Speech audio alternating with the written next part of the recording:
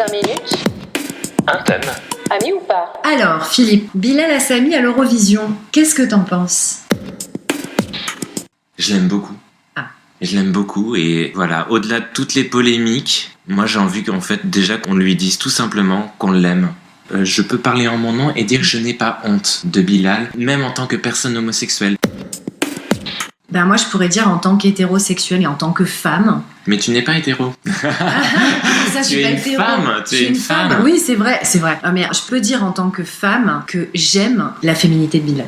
La féminité qui est une féminité pas réelle, c'est une féminité cinématographique. Ouais, mais j'aime ça. C'est-à-dire que j'aime le rêve qu'il m'envoie quand je le vois comme ça avec sa robe de princesse et je me dis ouais, attends, si je pouvais aller sur le tapis rouge avec lui. C'est une personne avant d'être un phénomène médiatique.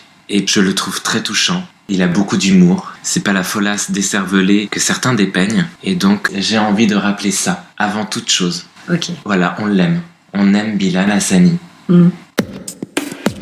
Quel que soit après ce qu'on pense de son instrumentalisation, parce que je crois que son instrumentalisation déchaîne énormément de violence et est dangereuse, et lui-même rentre dans ce jeu dangereux-là, puisqu'il se définit lui-même comme un fanfaron. Et son album, qui s'appelle Kingdom, donc Royaume, montre bien qu'il est rentré dans un cortège carnavalesque dont il est complice et qui peut mal se terminer pour lui parce qu'on sait très bien que le char du roi, eh bien, il est incendié à la fin. Ouais, je suis d'accord avec toi. Moi, j'aime beaucoup ce personnage aussi. J'aime beaucoup Bilal. J'aime beaucoup la personne qu'il est.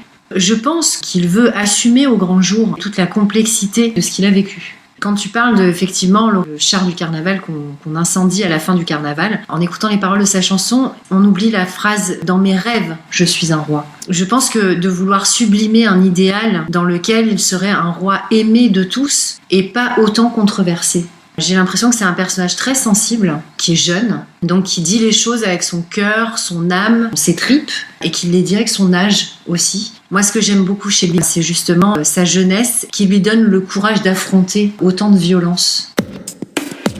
J'essaye de me projeter à l'époque où j'avais son âge et où les messages en fait sont, je te dis, très spontanés, très bruts de décoffrage comme ça, et souvent très simples. C'est-à-dire, voilà, j'ai souffert de telle et telle chose et on a une envie de revanche, tu vois. Mais on est quand même beaucoup plus basique dans la façon de faire les choses. Moi, je me souviens quand j'appelle ça ma période Quasimodo, quand j'avais 8-12 ans, je me faisais molester à l'école parce que j'étais très maigre, j'étais très blanche, on se moquait de moi, j'en ai beaucoup souffert. Et moi, ma revanche, ça a été qu'entre 12 et 14, j'ai pris 15 cm, mon corps a changé, etc. Et tout d'un coup, je faisais 1m76, j'étais grande, blonde, je volais sur la plage. J'avais 14 ans, tout le monde croyait que j'en avais 18 et les copines, elles avaient pas eu de poussée de croissance, quoi. Tu vois, c'était resté celles qui s'étaient moquées de moi. Et dans ces cas-là, je dis pas que c'était pas intelligent de ma part, mais ma revanche, elle était là.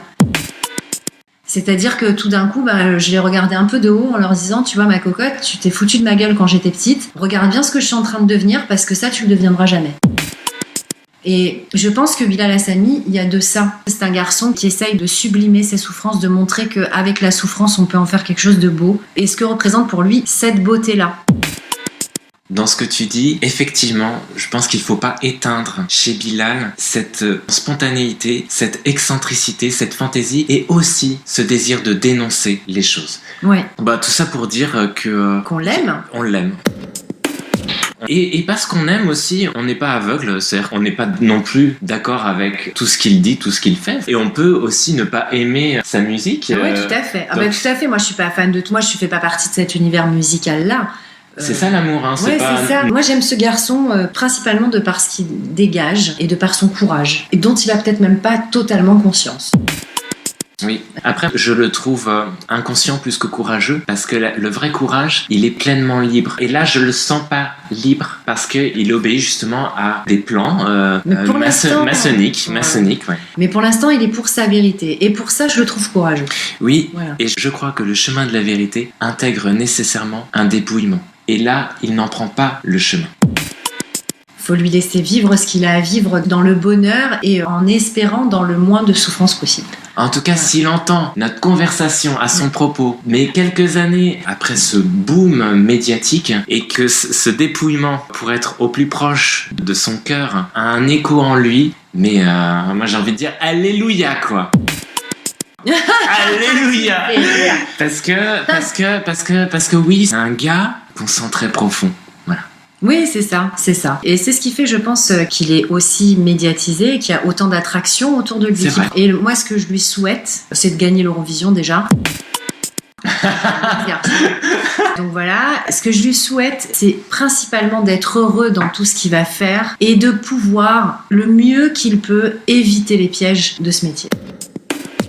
Eh ben moi, je lui souhaite pas de gagner l'Eurovision parce que c'est pas une victoire qui rend heureux. En revanche, je lui souhaite de connaître la victoire qui rend heureux, c'est-à-dire Jésus en croix. Voilà.